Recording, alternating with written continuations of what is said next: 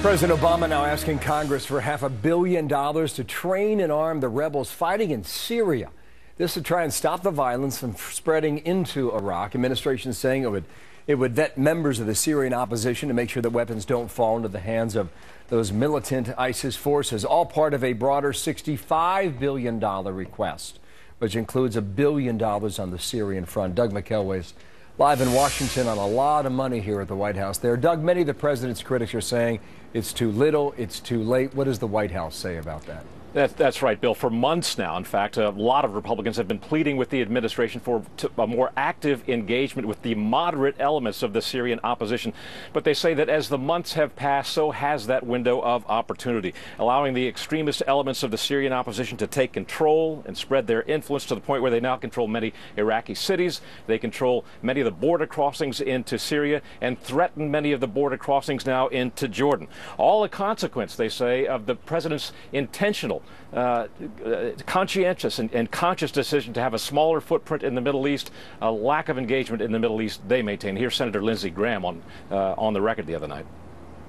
We're on the verge of losing the war in Iraq. We're certainly going to lose in Afghanistan if we withdraw all our forces. Here's the good news. 10 or 15,000 left behind in Afghanistan would hold the place together. It breaks my heart that we were in a good spot in Iraq. All it took is a residual force and some hand-holding. We disengaged politically. We withdrew our troops. So it's we created a vacuum of, not yet, but it's very close. The administration obviously rejects that out of hand. They say they have been engaged all the while. They point to a great success just this week. The report that says all those chemical weapons have now been removed from Iraq.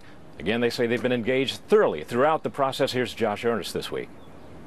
We've made clear that we are going to support moderate elements of the opposition. We've provided support in a variety of ways, including both military and non-military support.